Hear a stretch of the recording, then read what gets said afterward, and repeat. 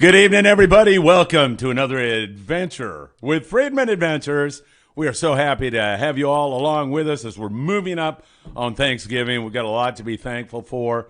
I just made a trip down to Cabo. I'm going to talk about that. But one thing I'm really thankful for is to have Sam Patella in the flesh here. Sam, my friend, it's so good to see you. Mr. Friedman, pleasure to be here. How the heck are you? I'm doing really good. And you're kind of here to do the podcast, but also you're going to walk not too far from here, drive, and you're going to go to work tonight. Yeah, my other job. Yeah. What is that? I run the big harbor tugs up here and assist the big container ships and oil tankers that come into the bay.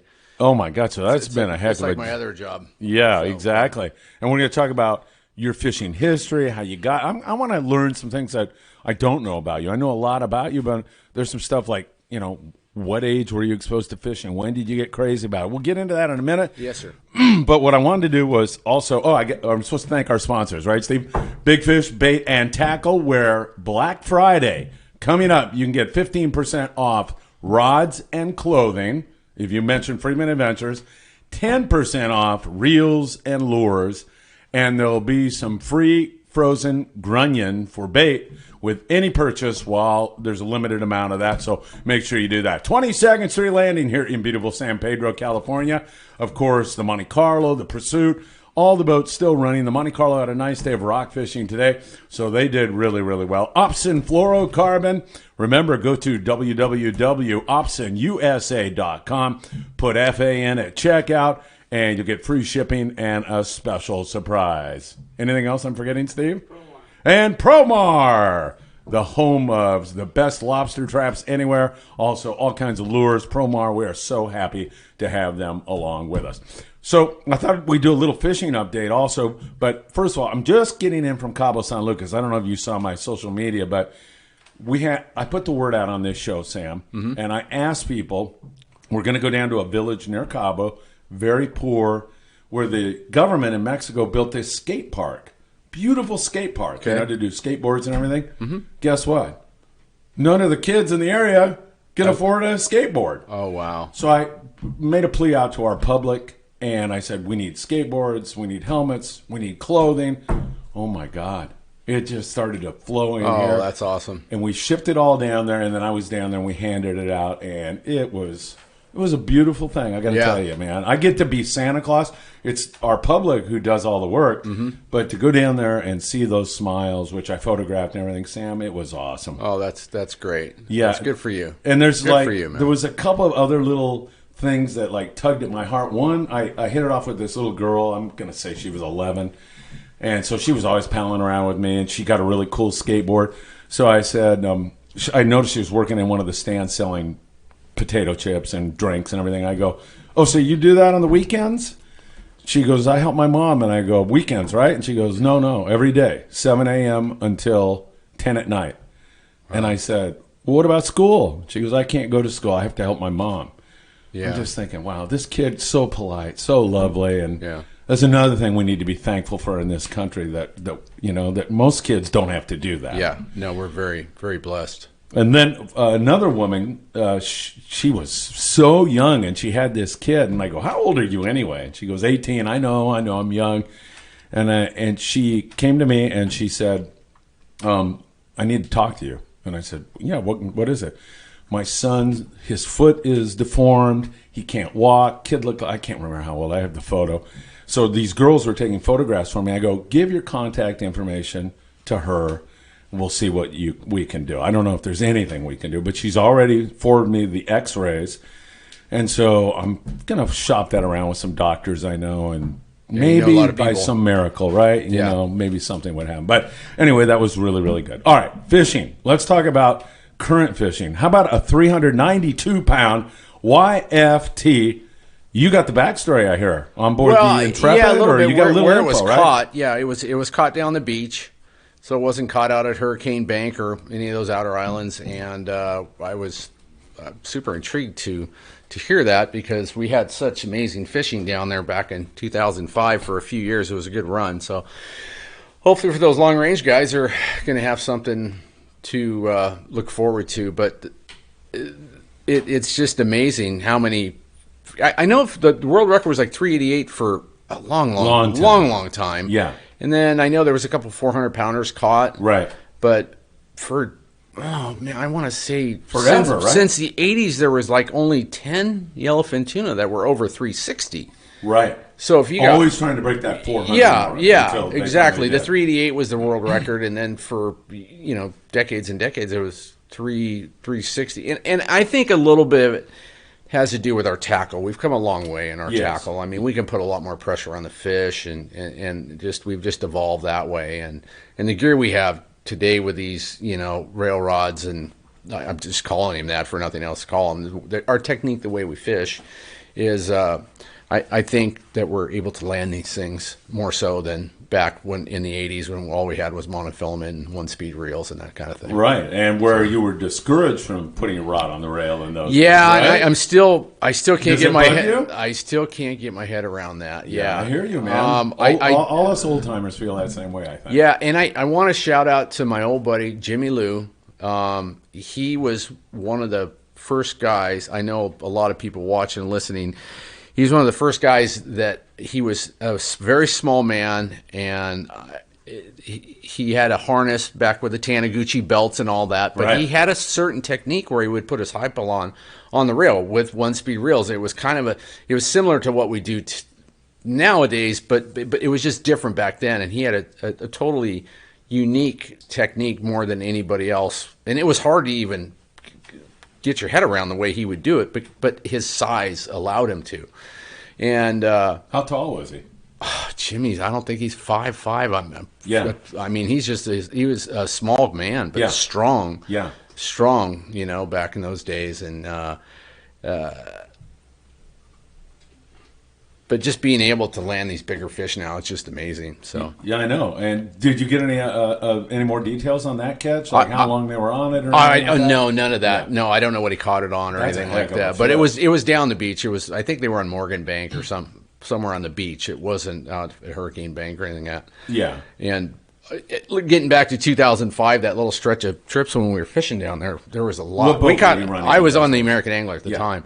And we were catching a lot of 300-pounders, like way more so than we caught out at the islands or Hurricane Bank. It was a not, and we all know how many 200-pounders these boats were getting. It was pretty much if your timing was good, you would just fill up on 200-pounders. It was amazing fishing. And I remember, some of those outer islands got closed, and I remember the feeling like, oh, now what are we gonna do? And then you guys end up down on the beach, and it's better than it was out there. We went fishing, yeah, and we've as fishermen, we've all evolved with our electronics, with sonars and our meters and plotters and all that. And I come from a fishing family, and my father told me that down there by Lusitania Bank back in, and he remembered these years. It was 1948, 1949. Wow, he was fishing with my. Well, his uncles be my great uncles, and they were doing commercial fishing, right? And he said that they would catch 4-pole tuna down there around Lusitania. Tell everybody what a 4-pole tuna is. They may not know. So when you're lift poling, they're lift poling, and it's basically there's 4 men connected to one hook. Right. So there's 4 poles coming into one hook, and 4 strong men. Yeah. Right. 4 strong men. Yeah. And they're basically bait poling the big cowfish on that way. But my father would tell me stories about back then in 1948, and 70 years ago now, but at the time it was 2005. It was 55 years later. So there's a definite cycle that happens down there, and it just coincided when they closed the islands for the long range boats, and luckily, right, and able. And it was a group effort with the long-range fleet. It was totally, everybody's keeping their eyes open when they're traveling and what have you, and it turned into something big. Because a lot of that bottom down there is not on the chart. So if it was on the chart, you would be able to see what it is. And it took us a couple years to map things out, but it's pretty amazing structure, seamounts and stuff that's down there. Not besides the banks that are known, like Morgan Bank, Lusitania Bank, and some of the other banks down there closer to Cabo. Those are pretty much there. But that whole, northwest of Lusitania, there's a lot of area there where those big fish like to be this time of year. And this is, you just said it. This is a great time of year. This is just the start of it. Yeah, just the start of it. You could have great fishing through into February. Is there anything You know? with that, like wahoo and dorado, and is there or are you just Well, I focused don't know on what the big guys tuna? are fishing now, but it was mainly when we were down there fishing. It was tuna. There's some dorado around, but that dorado seemed to be more. It'd be up there closer to Mag Bay into the shallows Yeah, or something, right. by Potato Bank or somewhere up there. But just phenomenal tuna fishing. So it's just maybe they're gonna have a great year. Do you miss those days on the American Angler? Yeah, I miss fishing in some of the places. Yes. Yeah. Yeah, I do. I had some of my favorite spots, and of course it was down there away from skiffs and stuff. Yeah, exactly. And boat traffic. Yeah. Yeah. And you stay in touch with Brian Kiohara, I'm sure, right? Oh yeah, we talk and the other guys. Yeah, I still need to know, like, what's really going You on. got to get doped up I on gotta what's get happening. doped up. Just yeah. Like, how often do you do that? Every week or every month? Oh do you do no, it? a couple times a month in the summer. Yeah. Just What's happening? Where What's they're happening? biting? Ray and also Ray. Ray has just grown into a amazing captain and young man now.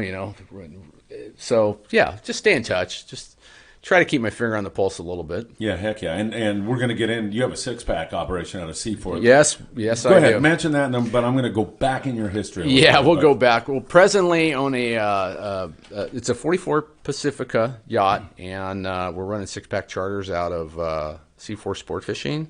And I chose Seaforth because I think it was a good fit for the boat, and with the parking and all Oh, my what have God. you. So and convenient, right? so we're running overnight trips, day-and-a-half trips. We did a couple 2 days. We did a 2.5. I kind of like that day-and-a-half thing. Yeah. I'm all about that. I love those trips.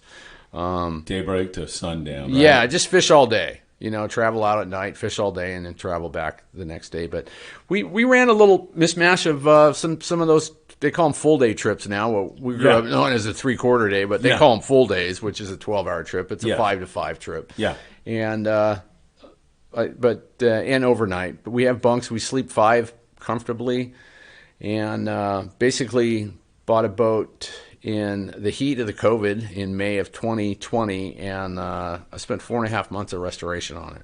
So I pretty much tore it apart and put it back together. Oh, my God. It Yeah, must be beautiful. It came out gorgeous. It really came out nice.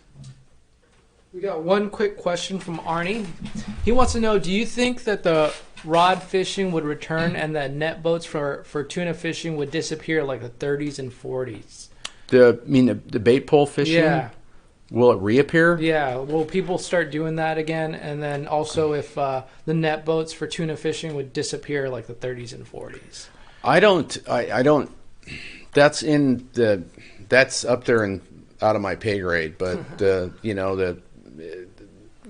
Intertropical Tuna Commission, they're kind of in charge of the whole world tuna fishing. Yeah, right. And I don't see the bait boats coming back for tuna. Is there a I more don't efficient way of those guys getting them now? Other than the Well, I know longliners catch them Yeah. and stuff, but I don't know Mostly if that's seiners, right? I mean, Right. that's But the it's most mostly efficient way. seiners, Right. yeah. Yellowfin tuna and skipjack are mainly they're suckers for a net. Yeah, that's a very efficient way. That's being more correct. A very efficient way of catching that fish for harvest. And the bait boats was just that's how they did it back then, and then they thought about putting a net around them because they used nets back then to catch their bait. So they just got a bigger net to catch the fish. Right. And it kind of evolved from there. Got it. All right, Arnie, I hope you're enjoying your palomitas tonight. Arnie runs a little operation out of Ensenada, Baja California. Oh, okay. He listens all the time. He's a great guy and a lot Excellent. of fun to fish with. Maybe we can do that someday. Yeah. What a phenomenal year. I want to stay on the six-pack just for a moment. I mean, this is unbelievable, this bluefin bite. It's still going on. I heard scores today that were great. Did you ever think that, I mean, it blows me away how good that tuna bite has been, Sam. How wonderful and how blessed we are to have that kind of fishery. I think we're the envy of many places in the world right now. I can't describe the volume of the fish that we see now. They're still hard to catch on certain. They're not flying over the rail. But with that being said, there was a lot of good fishing to be had. And the thing that really blew me away this year was the volume of fish that you would see. And a lot of the schools. There was a lot of days where you'd hit 3-4 schools in a row. You couldn't get a boil. You couldn't get a bite, and then you for whatever reason, the next one you'd hit it and you'd hook fish, or that kind of thing. Yeah. So Kind of there's still bluefin, bluefin. right? Yeah, there's still right. bluefin. Right. But with that being said, there was I think it was it was in September, and I remember driving over a school that was it just never stopped. It was so huge, it didn't bite, but it was The volume. almost a mile long. Like your of machinery, school. like, is this thing working It was properly? massive, and Yeah. several hundred tons of fish. Oh my God. So to see that, and we just look at the history books. Go back 100 years to what. That's what this is, right? Yeah, I don't know. Maybe we're just in this 100-year cycle thing. I'm just a fisherman. I don't have it all figured out. If I did, I'd write a book and and stay home. But I hear you. I love the hunt for the fish and trying to figure it out. And we're just very blessed to have this around right now. And they like it around here. So this has been going on. How long it's going to last, who knows? But it's great that living in the now, I guess. I know. You said you hit like 4 schools and then you hit one that bites. So it's a numbers game, right? You just want to keep finding other schools and keep hitting and keep hitting and keep hitting, and then fingers crossed one of them are going to bite. Yeah. Is that what it is? I mean, that's my take on it. There's a definite signature when they don't. You kind of, there's, again, going back to our electronics, with the sonars and stuff, and you could see when the school is, you're in the school, and then with your sonar, and then, or visually somehow they might be jumping or what have you, and they just sink out, and you can watch them, just move on. Or a lot of times when they sink out, they go down. But the ones that you have an opportunity, they just act different, and the machines kind of show that to you. It's like, oh, these things are acting. It just looks right on the machines, and those are the ones. How so? Can you be more specific about that? We could run over school after school after school, and it's the school's swimming very, very tight on the machines. It's like just it's almost like bottom. Yeah. You're almost metering bottom. Yeah. And that's when they don't want to play very much. Uh-huh. But when the fish start fanning out on the machines, or they might go down, they might come up, they'll fan out and kind of look like gummy worms on your fathometer, and of course you can see them on the sonar. They start hanging around the boat. They're interested, and that's usually when you'll. That is so interesting. So there's a certain look to them when oh, okay, these things are acting right. We just call them, they're acting right. Yeah. So and that's when you want to put a lot of effort into it. That's interesting. Because a lot of times you'll hit a school and it'll just keep going. They're uncatchable. Some days, some time of day, they're uncatchable, and you just keep trying. We just don't give up. I know. We don't give up. You look at the work ethic of sport fishermen and commercial fishermen, like your father. Hard workers. That work ethic is hard working men. Yeah. Hard working people. I was in that for a while myself, running a little commercial boat, being a deckhand, not like you guys, because I went on and did some other stuff, but that work ethic really has never left me, and I thank God for it. I really do. Even when I went to China and I taught, there would be teachers who would teach 3 hours in the school I taught, and then upstairs and watching TV. I was freaking out of there to another after-school program, teaching there until 7 at night, and then running to one of the big Wanda malls that are real giant. And there was an adult class, and I'd work till 10 at night, get in a Uber, which is called a DD there, and back home, go to sleep, do it, and then be up at 5, walk my 10K, go to class. Yeah. And it was because of this business. I credit it entirely. Yeah. Fishermen are hardworking people, and you have to work hard to be successful, and it kind of goes hand in hand. So, absolutely. Yeah. If you had to point at one method, or maybe you just want to mention a bunch of different, that was the most successful for bluefin this past season, was it knife jigs? Was it the kite? Was it fishing fluorocarbon with bait? Was it all of those things, depending on the day? The funniest thing, I'm glad you asked me that question, because it changed. It seemed like earlier in the season they were biting during the daytime, they bite those lures a lot better, Colt snipers and that kind of thing, and the smaller flat falls. That was a very go-to way to go. And later on in the year, it was harder to catch them during the day on these. What was working in July didn't necessarily mean it was working in August or September. Yeah. All I can tell you that between the Pacific Queen and the American Angler, which was 21 years of my fishing career, I was anti 20-pound test. Like if we have to fish 20-pound, you need a new skipper. Yeah. I have to move the boat to find fish that'll bite at least some 25 or heavier, and I had to scale down to that just to get bites some days. Yeah, to 20. To 20 pound. Yeah. And I mean stealthy, spectra, fluorocarbon, number 2 hook. I mean, scale it down just to get a bite. So there was a lot of great fishing, on the jigs, on the heavy line, and the kite and all that. Yeah. But there was days where that was the only way you were going to get a bite, and you had to just scale it down. And it's every day's different. And of course, you're anti 20-pound, not because you have something against 20-pound, but no, nothing. You're just on a fish forever. The longer you're on a fish, the more chances something's going to go wrong. It's all that, right? Yeah, and you end up spending 2 hours on a fish and lose it, and you've just lost 2 hours of your day. Yeah, it's tough. So, but that's what we were, in this. And I know this fishery's crazy because this last few years has been a mixed size of fish. So I mean, you may hook a 25-pounder or you may hook a 100-pounder, and it's really hard to wow, which gun am I going to be shooting here? It's like I don't know which one the BB gun, or do I need to exactly right? Because you want to get a bite, either get the 50 caliber out. It's and get the heavy, and catch the darn thing. So so then you have days like that. You're fishing 40, 50 pound, and it's hard to get a bite, and then you go down to the lighter line, and get a bite, and then like you say, it's forever on. But it's fishing, So we love it. We love it when they're biting. Steve has a question for you, I think. I got a couple questions. The first one is from Fred Dempsey. He's asking, what do you guys anticipate this year being like with this La Nina potentially moving in? Is it going to be good, bad, or what is your opinion on what this fishery, what this La Nina is going to do to our fishery here in Southern California? If we get cooler water, what effect? For a good question, Fred. Well, what I noticed this last year, and I'm too old to make predictions anymore because when I was younger, I thought I knew everything.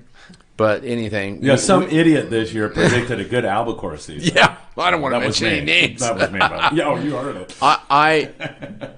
Those things are due to show up again. Yeah, they are. I'm going to just go with it every year from now on. And we need a cool water year for that to happen. Exactly. And our coastal waters this year were cooler than normal. There was a lot of updwelling. I think this bluefin. Everybody remembers bluefin light cooler water. So I don't think it's going to have a whole lot of influx on that. And here it's November. We're going to know by February, March where that fish is and what it's doing. But I think cooler water is what I think that's what's going to be the next thing to kind of restart this whole cycle over again.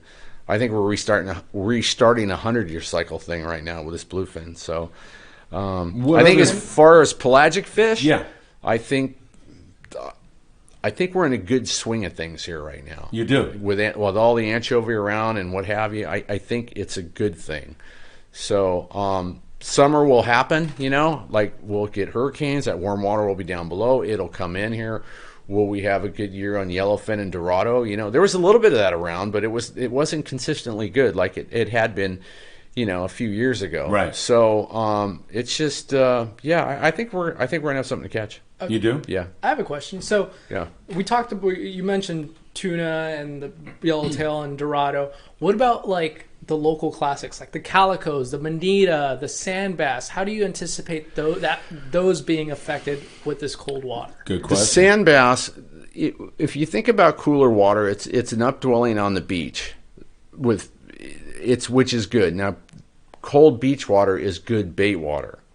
So when there's a lot of bait around, that is true. That's going to be good for your sand bass fishery. And I know we don't have the sand bass. I don't fish around here, but I remember the days and reading the Western Outdoor News with the Western Pride and the Enterprise, and those guys just, limits of sand bass. Yeah, just guys. I couldn't even get my head around some of the counts. Like 10 of these and 10 of those, and that was what it was. Will we ever see that again? I don't know. I don't have my crystal ball out in front of me, but we were in a hot water cycle there for a while, and we need it to cool down. We need it to cool down, which is with the cooler water. We're starting to see this anchovy come back again. It's all connected. Back when I was a kid, back in the early 70s, it was straight anchovies. Yeah, exactly. So we haven't seen that cycle flip yet. A lot of guys that only started fishing maybe 20 years ago or 30 years ago, we've been using sardines the whole time. I've never even fished with an anchovy. We're seeing a lot. Had to cast with an anchovy, all those things. Yeah, so I grew up fishing with anchovies. There was no sardines. When I didn't know what a sardine was the first time I saw one. And I remember that too, actually. So things change. But our bluefin stock is it's huge right now because there's all different grades of fish. Yeah. So I don't care if it's yellowfin or yellowtail or whatever. When you see different sizes of fish, that's a lot of different hatches. So I think that's strong. Yeah. And Steve, to see if I'm right on this, checking with you because you're the expert, but you're going to have better kelp growth in cooler water. So you're going to have that. Yes, you're right. Yes. That is going to really be good. You. So that might help with the calico bass. And that cooler water, it just sometimes, you get... Well, we're already seeing it. More squid right now. Yeah. And, of course, that can be you talked about the chovy on the beach being that squid at the islands. That's another magnet for sea bass and yellows and big halibut and all of that, right? Yeah. The squid thing, Philip, you and I have seen the squid come and go a few times in our lives. And, I know. The albacore is a little bit different. But if we haven't any inkling of seeing those fish again, which I do believe they're going to show up again. I don't know if it's next year, but we're going to get another round of those, I'm sure, in our lives. Missed it by that much. By that much. You just... But cool water is what we want. Awesome. Sounds good. I think it helps everything. And I think a lot of our viewers are actually very interested in learning more about your operation. There's a couple of guys here that said they just want to know more about the Invader. Can you talk more about that? Okay. Let's start. Give a phone number, first of all. Yeah, absolutely. I'm just... My phone number is on our website. It's invadersportfishing.com. And I've dropped the link in there for you guys. Okay. And thank you, Steve. Awesome. My number is area code 619-571-1907. So that's my personal phone number. And so there's a bunch of guys. I mean, I'll tell you right now, when I put your little slide up there that said you were going to be on, I got message after message. Oh, excellent. People are so excited. So they want to hear more about Invader Sport Fishing. Give these more details maybe about the boat and when you're going to start fishing. And okay.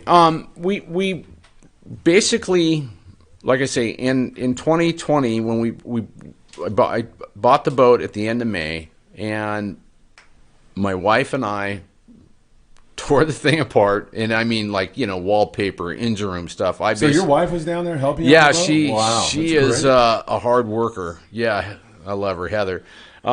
Anyhow, I thought we could get the boat done in about 3 months, and it was the COVID thing.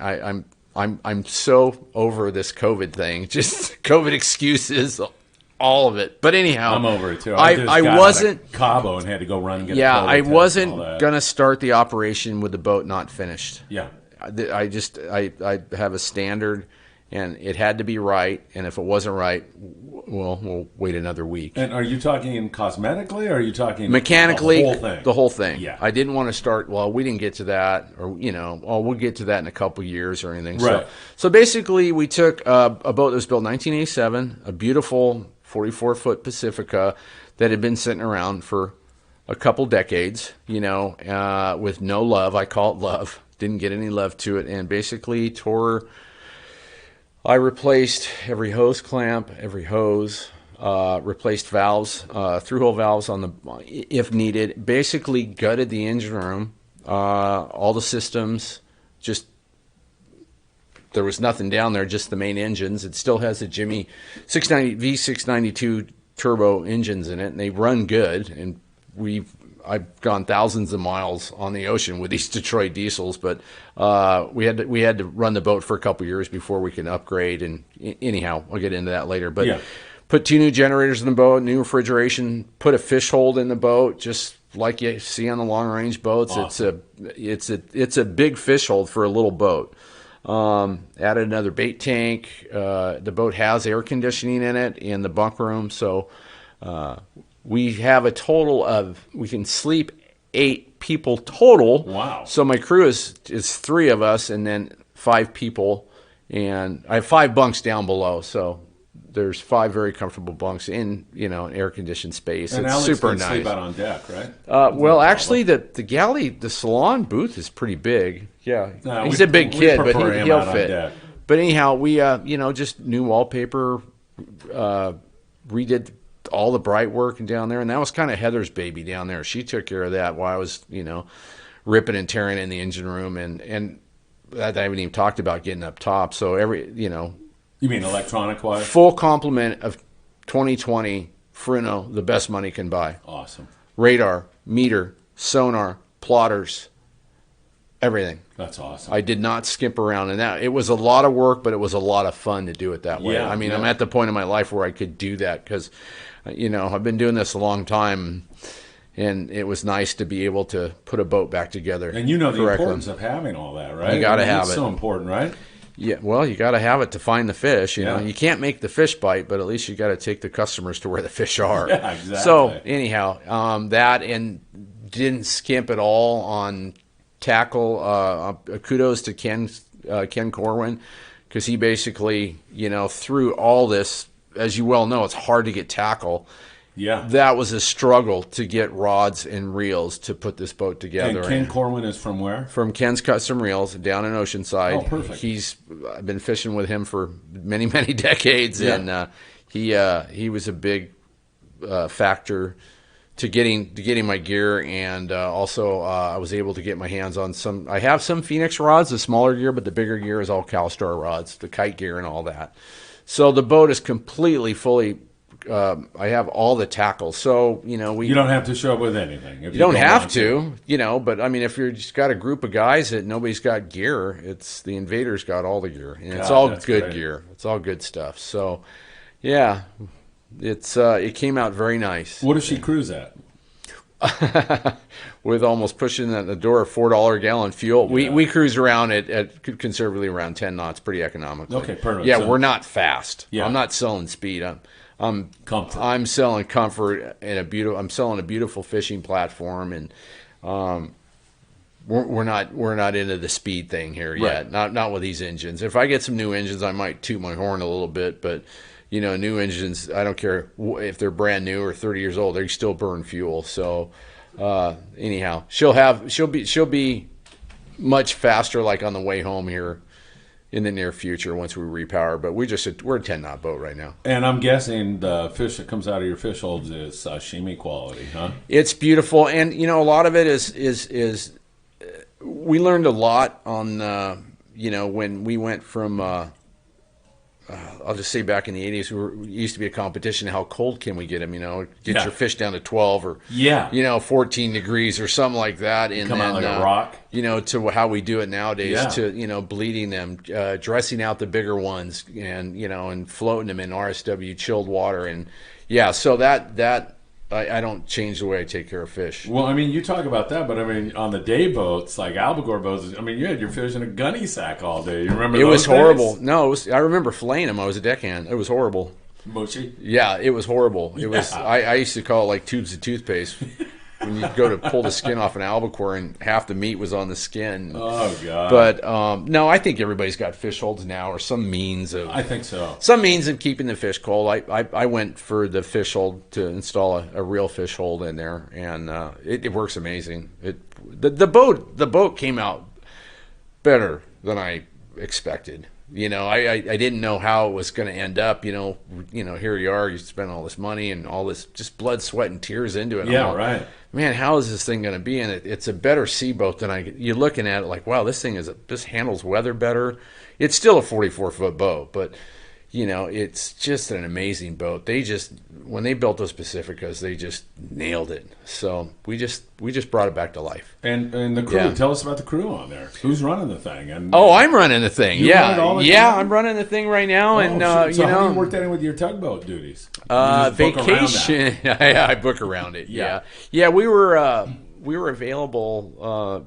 July, August, and September, I'm available, you know, most of the month. Yeah. There's a few days there. I'm not sure how next year is going to go. I'm similar, I'm thinking. So we haven't you get your fishing fix this way also, right? Yeah, I got to get my fishing fix. Yeah, I got to. You got to stay in the hunt. I'm kind of happy. Yeah. My wife Heather had a lot to do with this. Trying to get you out of the house. Well, she I love her for this. I was in a non-boat, didn't have a boat for a couple of years, and she said, well, she said you're like Shamu, you're like stuck in a tank, and so it's kind of why we took this venture, and I chose to go this route because a couple of reasons. It's something I haven't done, which is intriguing to me. It's a challenge. It's a challenge, and I just kind of wanted to downsize it a little bit. I did the big boat, did the long range boat, never tried the 6-pack thing. So, you know, I'm learning a lot, you know, learning like just certain things. Yeah. There's a lot to learn, but basically we're running it like you walk on the Invader. It's like walking on a mini long range boat. Yeah, I can imagine. You know, we food's all included. We cook on the boat. We have good meals, snacks all day. There's always something to eat, you know. So, you know, just that. I mean, that's who I am. That's where I come from. Sure. So that's how I'm going to run this boat. Just like a long range operation, just on a smaller scale. I get that. Yeah. How important is fluorocarbon when you're fishing bluefin? Do you always want to do it when you're fishing bait? Or? I'm the worst guy. I'm a fluorocarbon hater, but really? I told you I had to snoop down to the 20-pound fluorocarbon to get bites. So there's something to it. Yeah, it works. I think when the fish are touchy, it has a lot of better factors to it. You know, it's you know, abrasion resistance and all that. Right. I think bait, the size of your hook and bait selection is going to fall into play. I think if you had a short top shot of monofilament on your Spectra, you're going to be fishing pretty equal to a guy that's fishing that fluorocarbon. It comes down to the hook, bait selection, and bait presentation. Okay, and so the fluorocarbon seems to be a little better. If you're using a short piece, that's where it really comes into play. Yeah. So, and you talk about bait presentation. So is there a preferred way that you hook your bait, or does it depend upon current and everything else? Are you butt hooking the bait? Drift. Are you nose hooking the bait? So, well, here's another controversy that we'll get going here. Good. Is that most of the time I'm going to belly hook my bait. Yeah. Most of the time. Right. There's times, especially for these bluefin, where you got to be that patient one, nose hook, way away from the boat, soak it up swell to get a bite. And I know guys are shoulder hooking their baits now and that kind of thing. And hats off to you. I don't have the patience to fish with a bait like that, but I know people are having success doing that. I'm a very impatient fisherman. It's like I want a bite right away. And if you don't get it, you're changing your bait. That is the best part about live bait fishing. I love fishing a live bait because you're so in tune and being able to feel that bait and feeling how it's swimming and the whole thing go down, and that's the best part about it. And it hasn't changed since back when we were fishing with 15, 20-pound tests with anchovies. When you had an anchovy that swam, you were going to get a bite. And sardines a little bigger scale, but that's what I love about it. Yeah, I mean, you can almost like when your bait hits the water and you go, oh, I'm going to friggin' get bit. This right? is the one. Yeah. Yeah, and it's depending what's going on around the boat. They're boiling, and if you're on I don't know, let's just say when there's 4 or 5 fish going, when they're biting, it's like, yeah, this is a bit, because right away.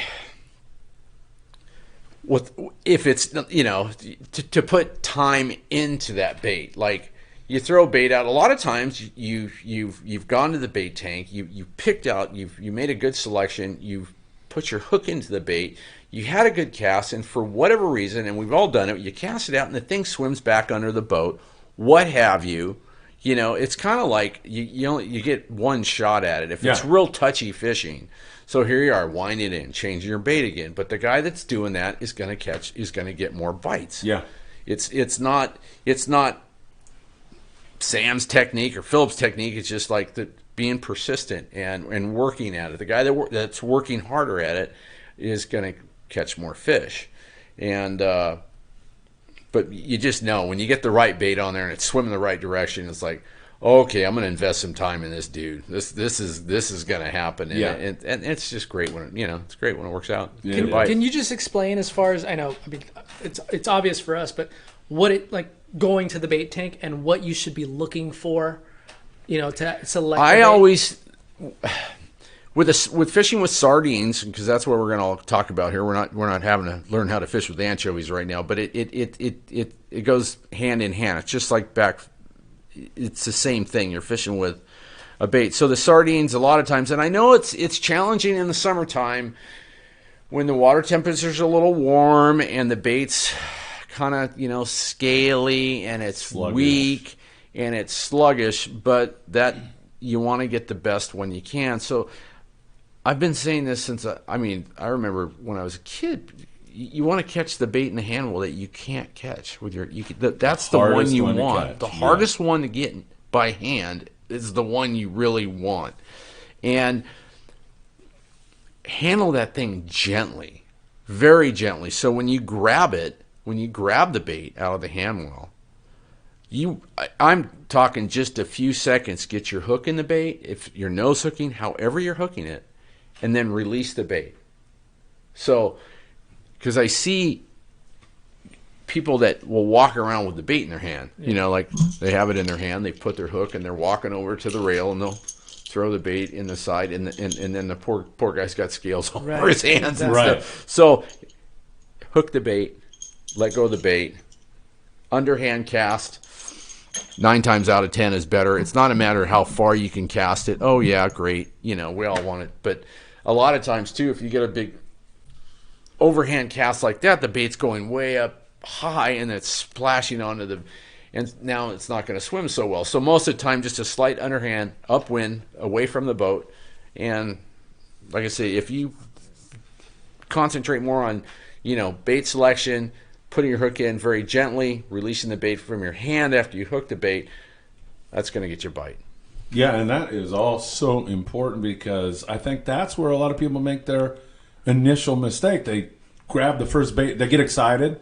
You got to kind of think this thing out. In other words, fish are boiling, you're excited, you run up to the bait well, and that's where you can go wrong if you just don't take your time. And even like when guys are yelling hook up on an albacore boat, go up there and take your time, find a good hot bait.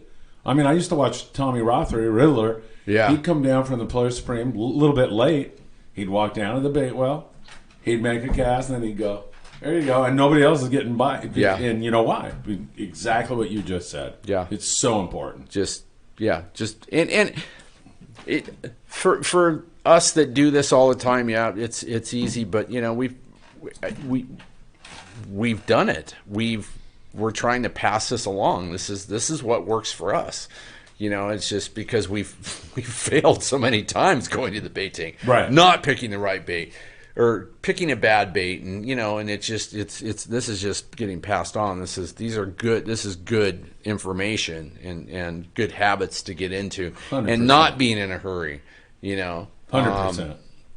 Yeah, bait selections, everything, live bait fishing. I love it. So I think I know the answer to this now, because you already referenced it. But you got interested in fishing because of your father. It sounds like. Is that I come right from or a not? fishing family. Yeah. So. Your last name was obviously Italian, right? Yeah. So Sicilian. They immigrated from Italy to. Yeah. So here's what I know. Yeah. So my last name's Patella. Yeah. And that was my grandfather's name, my father. But the fishing family came from my grandmother's side, which is the San Filippos. Uh-huh. So. Oh, that sounds like my namesake, San Filippos. Yeah. So my grandmother was the oldest of, I believe there was 8 children. There was 5 girls, and I had 5 aunties and 3 uncles, great uncles. And but my great grandfather Lorenzo Sanfilippo was a fisherman. I don't know anything about him. All I know is he came over from Palermo, Italy, in 1910, and beelined it for the West Coast. And the only little bit I know is about this. I mentioned that my dad used to fish with his uncles in 1948 and 1949. Yeah. At that time, my dad was he was born in 1927, so he was 21 years old fishing with his uncles, fishing down outside Lusitania Bank. Oh my God. I don't know any more history about my great grandfather. All I know is he had the fortitude to pack the family up and come over to America and go fishing. Yeah. So I don't know anything about fishing over there. I do want to go back there soon someday and visit Palermo, Italy, just to say that's where my family came from. That'd be beautiful. Yeah. But the Patellas were farmers. Uh-huh. So, but anyhow, so I'm fourth generation, Do you remember your first fishing trip, your first exposure to fishing? I mean, whether it was a trout pond or do you remember that it captivated you immediately or not? I grew up into, my great uncle used to run the San Diego bait receivers. Uh-huh. So being family, the cousins, we would, whoever was lucky enough to go hang out with Uncle Nick for the summer. And I kind of started when I was 11 years old. I got interested in fishing just a little bit before that. I was probably about 10. Yeah. But when I made it to the big leagues, to the San Diego bait receivers, when I was 11 and 12 and 13. And you'd see these big boats pulling in there for that's when I just, that's when it was. Oh, my God, I want to be on one of those. Yeah, right? and at this time, my father was commercial fishing at the time, but I was just a little boy. Yeah. But that's where I got into rod and reel fishing. At that time, you could catch sand bass at the San Diego Bay receiver, right? Yeah, hold on, let's do 74, 75. Yeah. All we had was anchovies. At those bait receivers were corroded with sand bass. Yeah. How old were you back in those days? I'm trying to. I was born in 62. Okay, I was 58. So I'm 70. older than you, Yeah, 73. Oh my God. I'm getting too old. Yeah, we're getting old. I think Steve has a question real quick. Yeah, we have a question from, let me see here, Mikey V. So he's asking, we're going to go back to the bait a little bit just to talk about it, but he's asking, what do you prefer as far as the hook type? Do you prefer a circle hook or a J hook? I know it depends on, some guys like the J hooks because they like to set swing on the fish. Yeah, Mike, so here we are. I would say anytime we're fishing oversized fish with lighter line, I would say circle hook every time. It depends on the day, how hard it is to get a bite. And if you got to go to a smaller hook to get a bite, you go with a J hook. It's really hard to hook your bait with a circle hook when you start getting the smaller circle hooks. Going back to bait presentation, hooking the bait, it's hard to like belly hook or collar hook a sardine. There's just not with enough a space. Small circle hook. Yeah. So if we could use like those. Here's another thing that's just, you go to the tackle shop, there's Hayabusa, there's Owner, help me out if I'm forgetting anybody, Eagle Claw has one, Mustad, they're all different sizes. So if I said a 2-0 circle hook, they're all a little bit different. Yeah, I know, that drives me nuts, right?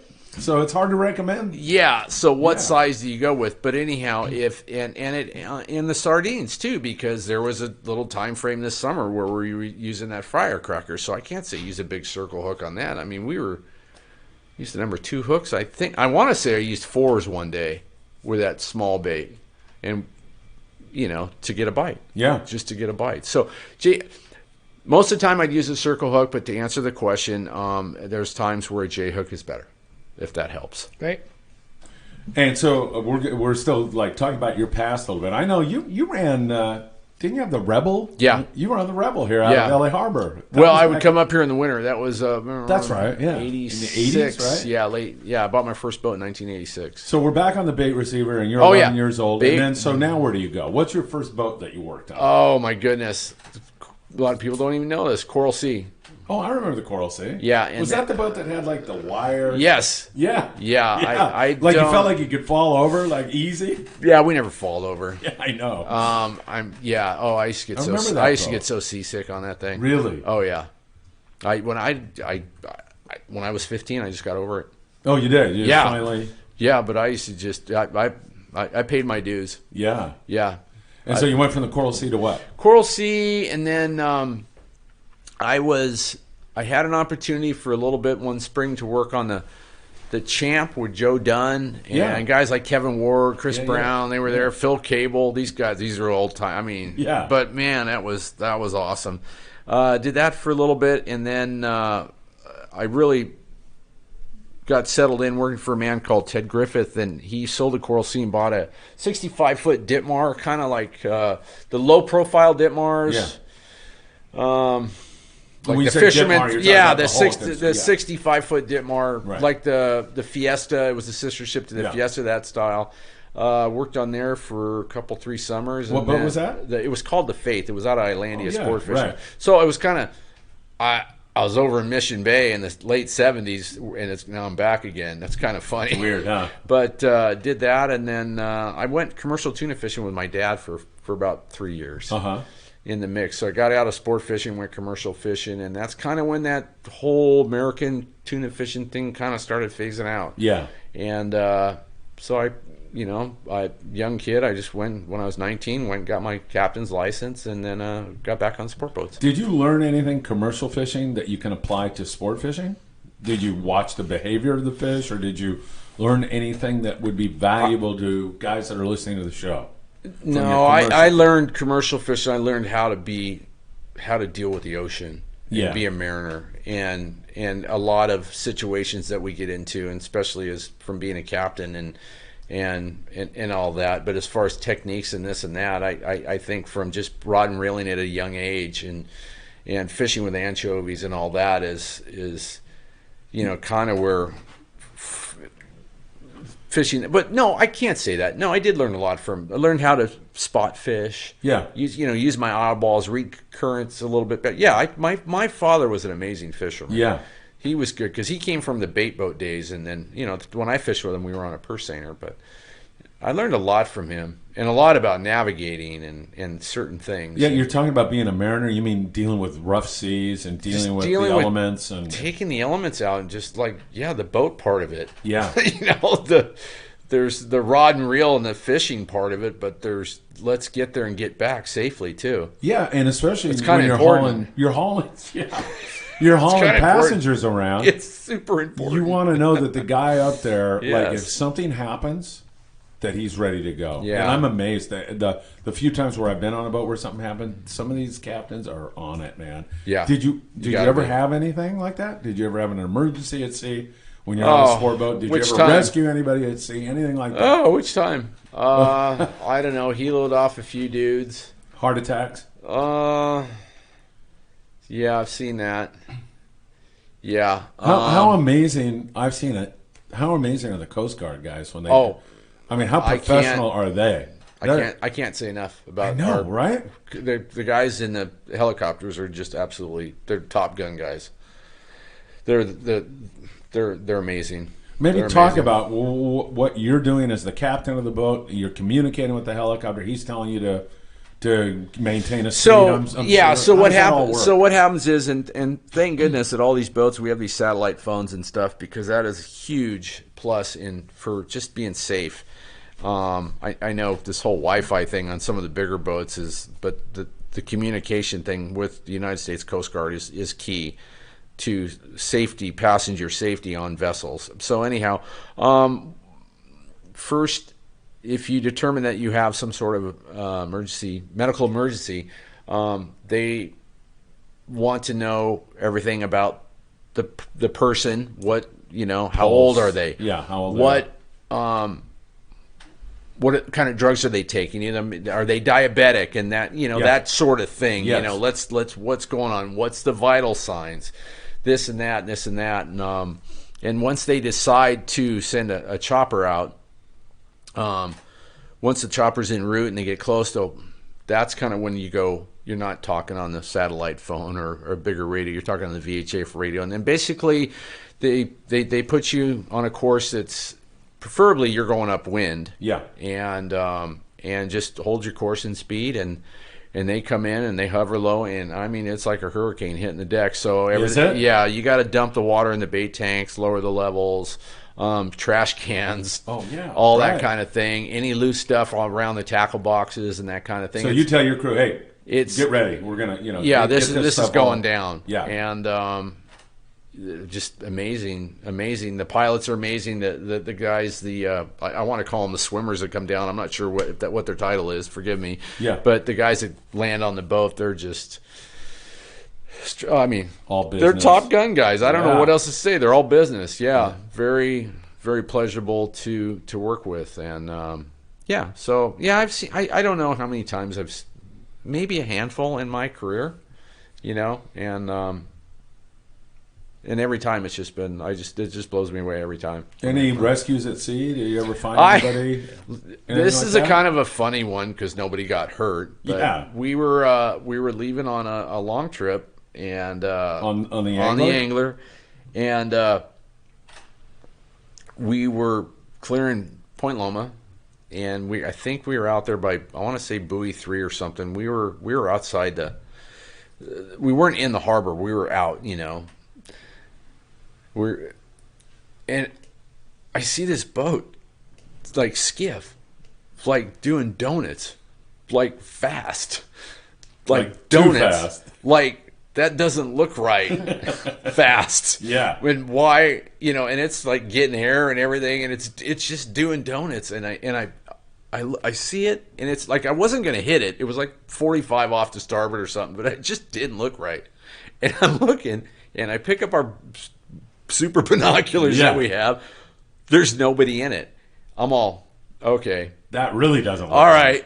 There's something up here because there was a human being in this skiff at one time. Where are they? Yeah. And scanned to the right a little bit, and I could see that two guys were floating. They were hanging onto a cooler. And so I don't know. I think it just happened prior to me seeing it. Yeah. They weren't in the water very long, and so we motored over there, and I basically just got the boat between us. Like that skiff is not going to hurt that big, strong aluminum boat, so I kind of put the American Angler in the middle of them so they wouldn't get ran over by it, and we had the man overboard ladder, and we had the whole drill down, and here we are because we would. The crew would hate me for having to do man overboard drills, but here it goes. We're doing it, and we're actually plucking two guys out of the water. Yeah. And they were fine, and there's a little bit of laughing going on, and boy, that was dumb, and that kind of thing. But the funniest part about it is the guy had a pair of jeans on. I could see his cell phone, and I asked him, "You think your cell phone still works?" But they were fine. They were fine. That was kind of weird. Yeah, that's a good Yeah, one, that was man. kind of weird. But that was kind of a rescue. So I guess they just rescued the Pacific Queen. This was Yeah, I heard that. 20-something people in a skiff out by Tanner. Yeah. Oh wow! No, I think Yeah. didn't hear about that. that was out of Mexico, right? Or not? I think they were out at. I don't know. No, I mean they had departed from Mexico. I mean, 20 people in a skiff. It Well, sounds they like- were they Yeah. were Mexican descended. Yeah, Yeah, but it sounds like it. they were drifting. So that was a big deal. But Thank anyhow, God. Thank So you God. mentioned earlier that you used to get really seasick on one of the first boats that you were working on. Oh, yeah. SoCal Fishing Buddies is asking, what's a good remedy to prevent yourself from getting seasick when you go out that works really well for you? I don't get sick anymore, so I'm not really a good specialist on this one. But I know that And you didn't take anything or do anything. It just, for some reason, you didn't I just get got seasick over anymore, it, right? Yeah. Yeah, I just got over it. Do you I think got your over it. body just gets used to being out there from I think so. Yeah. And an age thing. I was a kid. I was, so I'm not very, I know some people are very, they get motion sickness, and so there's there's some good drugs out for this kind of stuff now. I mean, there's Boney and Dramamine and Yeah. all that, but I think there's better stuff, and I think just your doctor. Yeah, I think could you prescribe yeah, it. you can do that patch, so you don't have to actually take any medication. Exactly. You have to go to your doctor, But the patches, a doctor's got to prescribe Yeah. that because and you can't actually put once you put the patch on. They recommend you do it with gloves or something because you can't actually put your finger in your mouth if you touch that patch. Whatever's it's on a it. pretty gnarly drug. Yeah. I know Oh, that. really? I didn't yeah, know that. like You're going to get guys now that are doing that because there's a bunch of nuts that are going to Yeah, yeah. Don't do that. Yeah, That it's- seems to work really well, the patch. Yeah. I've seen people I see- yeah. chronically sick and they put Yes. the patch on, they're good. Yeah, because a lot of people they love to fish and they know they get seasick a little bit, and so they wear the patch and it kind of helps them out, and good for them, That Really. was my dad, by the way. My dad was kind of he wasn't a big fisherman, but he knew my brother and I loved it so much. So I remember we were on a boat called the Chubasco. You remember that boat? The Chubasco. Huh? It's the Old Glory now? Yeah, I think so. Maybe. Okay, yeah. We were on a 3-day trip. And literally on the last day of the trip, my dad crawled out and went up there, and the galley guy goes, "Who the hell are you?" Wow, poor Because guy. he was sick and thrown up in the trash can the whole time. And which made my brother and I, well, looking back now, you're like, well, you know, that's a love for your sons. Yeah. To put up with that crap. And we caught a bunch of albacore and had a great trip. But yeah, I mean, it's torture when you're seasick, isn't it? It's horrible. I mean, There were times when I got sick younger too, and then got over it. But I was praying the boat would sink. Like, let's just put me out of my misery. it's pretty bad. Yeah, it's not cool. No, It's not. Anyhow, that's. I know they make. I think. I'm not a doctor or anything, but I heard they're making some sort of like scopolamine, that kind of medicine, in a pill form too. Oh. So besides a patch, but I don't know. Doctors know, but it really helps. That was probably the hugest thing that I've seen in this industry that's transpired in my lifetime, is that. And I would recommend that if you're not aware if you get seasick or not, but you're going out on a fishing boat, absolutely take the medicine. Take something, because you don't want to go out there and find out that you get seasick. Especially if you're going on a longer trip. Go on. Yeah, I'm not saying pick a rough day, but at least go out and get rolled around and see how you do on your local half-day boat, or even a 3/4 or something. Just go get rolled around and see how you do before you sign up for that 10-day trip, because, man, there's no turning back. absolutely. Steve, I think you have another one there, don't you? Yeah, if you get a chance, Wake up, Steve. Can you tell us more about your winter fishing, how to buck? What if you have only one or two people? What about if you only have one or two and not 5 or 6 people, and the length and destinations? So you're probably not doing open party trips, right? You're doing charters. Not. I've been doing straight charters, and I think that we're going to be doing a little something different next July, August, September. I might be throwing together some open party 1.5 day trips. Is kind of what I want to do. Cool. Yeah. So, but primarily we're charters up to 5 people on an overnight. But I've had some charters where it's just 2 guys. I had a charter group. Sure, it was him and his as long as son. the guy wants to, Like, that was pretty killer. How about for the son? Fishing? He wanted Wintertime fishing. I'm not. I mean, I'll run a trip, but I'm not. I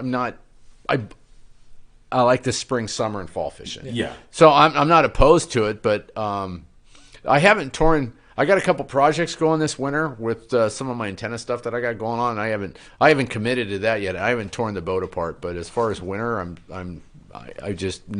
if I get calls, we'll go rock cod fishing or something. Yeah, if somebody I wants to wouldn't go be cod opposed fishing. to it, but the closure's coming up. Right. Right, we got another month, and And then you can hang a left and go down to Collinette, though, right? we could. There's that Or too. whatever. Yeah, there's that too. A 1.5 days down the beach. Yeah. So, but for right now, we're just kind of tied up. I'm not. The boat's operable, but I just don't have any charters coming up. But so not much of a winter fishery. All right, and so back to your history a little bit. You, the Rebel, talking about the Rebel. Rebel. Oh my God. I mean, I Yeah, remember Rebel. when you were on that. And you'd come up here in the Yeah, in the fall. In the fall, right? In the fall. Yeah. That's wow. I really learned a lot there. I was. Did you? Oh yeah. Why? Because I was a kid, made a lot of mistakes. Yeah. Well, that's what it is. It's a process. I grew up right? a lot. Yeah.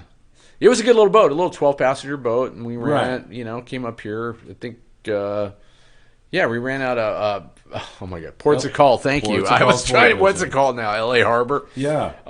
Was Tom Durr over there? Yeah, he was over there. He said hello, by the way. He was over there, and Jimmy, remember he used to have the... Jimmy Peterson? Yeah, God bless him. Yep. The Rebel was an overnight boat, or what was it? A little charter boat. Yeah, a little overnight charter boat. Yeah. Yeah, it was a neat little boat. It was just a 47-foot. I remember, it was wide. It was twin screw. It was just a slug.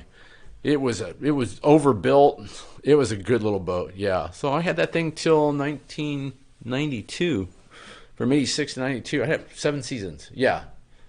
7 seasons. You go over to Catalina, catch sea bass, and fish Catalina a little bit, but when I was up here fishing coastal, I went over there a few times. Clemente, mostly the coast. Yeah, a little more Clemente than Catalina for me up here. But we fished Coronados a lot. That's back in those late '80s. Remember that good yellowtail fishing we had at the Coronados?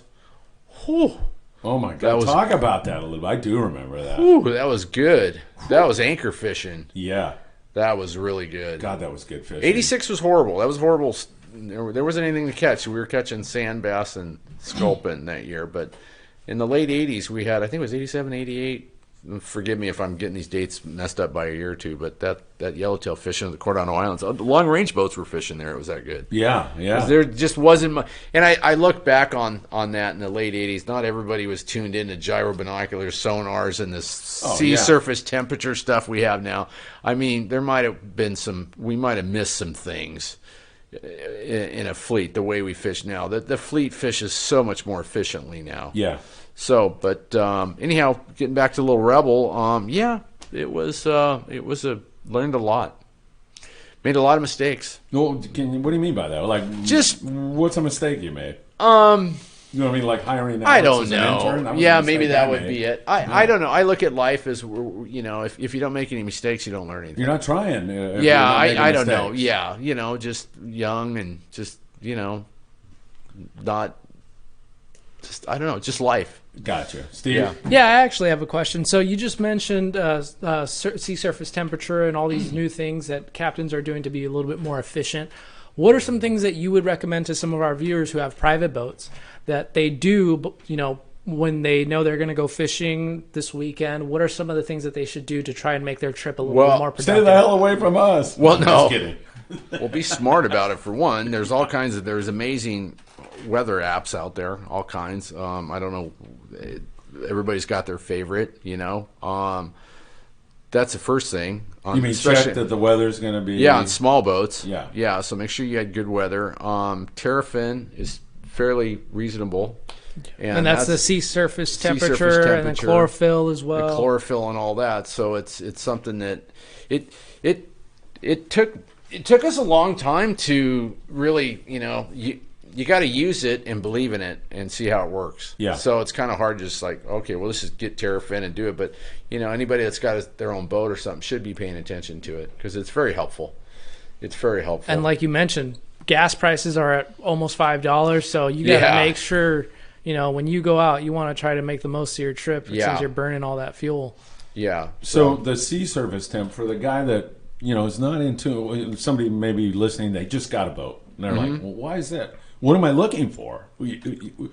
So you're looking for I'm asking the question. You're looking for a specific fish that likes to live in a certain water temperature. Exactly. There might be an edge. Exactly. Where you see some cold water bumping against some warm water. And you're kind of looking for those things? Is that what you want to tell these guys? Yeah, it's you're working, well, that kind of nails it. You're looking for the most optimum conditions. So usually as the year when we go from spring to summer and then to fall, these fish usually congregate around the warmer things of water. And so knowing where the cold water is knowing where not to go. Yeah. So you can rule things out right away then, instead of just like, well, we're going to go out to the 60 or we're going to go down to the Mushroom or the 295 or, you know, some of these local blank places that certain times of the year when the conditions are right there, it's great, but sometimes that's not where they're at, and there's probably a reason why they're not there. Yeah. And that kind of thing. So that's where it rules places out. The ocean is huge.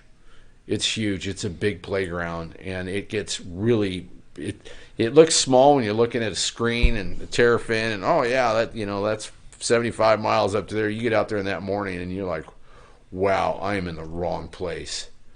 Wow, I should have looked at my Terrafin. So, and then it's too late sometimes. Right? Well, yeah. So just just educate yourself. You know, just be a smarter, you know, smarter fisherman, smarter mariner. The weather, you know, don't go out, you know, don't try to be a hero. Right, that's really important. Right? Yeah. Just safety wise, because little people boat. die every year out on the water. It's just to fish. Yeah, that's I hate to see that. You know, smaller boats out in really choppy weather. Like it happens every year. I look at it like, what is this guy doing out here in this weather? And sometimes, you know, the weather's nice on the way out in the morning, and then here comes the wind in the afternoon. It's like, man, this is not going to end well for you. You know, you're going to have a miserable ride home. I hope you make it. Hopefully, Yeah, I hope you make it. You know, we were on a little commercial boat, my brother and I, and we had this guy Leon. He's passed away, unfortunately, but we were on, and we wanted to go out. We were sick of rock cod fishing, so we wanted to go albacore fishing. And everybody, have you ever fished or heard of the 70-90 bank? It's past Cherry Bank. Yeah, It's on the other side of Cortez. Yeah. Yeah, so we went out there on this little frickin', and we got out there, and it was shit. It was crap. Yeah. It was 30 plus, and it was nasty. And I forget who it was. Somebody came up on the radio and goes, "What are you doing out here?" And I go, "Yeah, I'm kind of wondering that myself." And it was the day, of course, the fish put their nose in the mud. Oh, yeah. We caught one fish, and then we were kind of jigging in a direction, and we almost pretty much slid sideways down a swell. Yeah. And I said, F this, man. We're out of here. So we plotted a course to Clemente. But it was, you're so young that you feel like nothing's going to happen. Yeah. Yeah. And like you said, you learn a lot when you're young. Yeah. Yeah. I mean, that scared us, Yeah. We could have easily ate it when we slid down that swell. Yeah. It was brutal. Yeah. So, yeah, I know exactly what you mean. And the weather, checking the weather is so important. Yeah. Just be smart.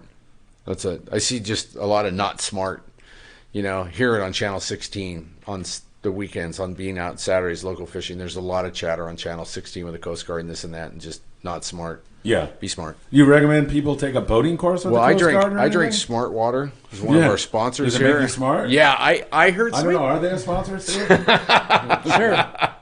Yeah. Smart Water. We'll take them. Yeah. I heard that they might mandate some sort of small boaters something. It's around the pike because it's some of the I think stuff. it's actually in effect. Yeah, you might be right. Yeah, I think you need a California. I'm good. I got my license. Yeah. I think you need a California boater's card in order to. And you have to have a driver's license to get that. So how does Alex the intern just got a boat? That's bad. Yeah. That's bad that he got a boat? No, that's bad that you just keep pointing at him. Why? Why not? Poor Alex. We like to use him as... He seems like a nice kid. That's why I pick on him all the time and have fun with him. So, yeah, he did actually, though. In fact, he roped me into going over and towing this boat for him. And I was over with him, and his mom bought the boat, and it was kind of a fun day, actually. So I'm looking forward to him doing that. Actually, this is more personally. You're out on the water all the time. You mentioned that you like to fish the spring, summer. Mm-hmm. What are some of the techniques that our viewers should know to be successful when they go out on a sport boat or if they're on a private boat to catch yellowtail? Like, what do you recommend not using? Like, what are the gear that they should take out and be ready with when they hit the island? Listen to the crew. Figuratively speaking, hitting the Listen to the crew. Yeah, I knew what he meant. Yeah. Listen to the crew. The guys have been fishing out there every day. Whatever's been going on. Pay attention to the guys that have been out there every day. And that's great advice. Yeah, I think that's because things change. My buddy Ryan and Matt on the San Diego. You're talking about Booger? Yeah, they're gnarly. Both of them. Matt's. Yeah. I've watched Matt at those islands there, and he's no slouch. Yeah, that guy's good. Yeah, he's good with his machines, and that's kind of. Earlier in the springtime, it's a lot of yo-yo fish. The fish doesn't want to boil; it's all on jigs. They stop on schools. As the water gets a little bit warmer, they want to come up. They'll boil around a little bit. Surface plug type fishing. Again, practice. You go out on these boats, you see these guys cast these jigs. They were not born that way. They got good at it because they practice. So if you want to cast a jig a long way, you need to practice. Go down to the pier. Go on a half-day boat, whatever, just sit up on the bow and practice and throw the jig and throw the jig and throw the jig, and you'll get better. That's how we all got good at it. Yeah. I don't think anybody's born knowing how to throw a long rod and be good at it. So I know a lot of that yellowtail is caught on these things, but, just fly lining, and we talked about presentation, bait presentation. Selection. It's the same. It doesn't matter if you're fishing for yellowtail or cow tuna. It doesn't matter. It's the same bait presentation. It's just different gear, different size gear. You were on the Qualifier 105 for a little stint, right? Yeah. Who was running that? I worked for Klein Schmidt. No, well, let's back the truck up a little before that. Don Sansom. Oh, okay. From 1981 to 1986, I worked with that man. Yeah. Amazing mentor. You learned a lot from him. Amazing mentor.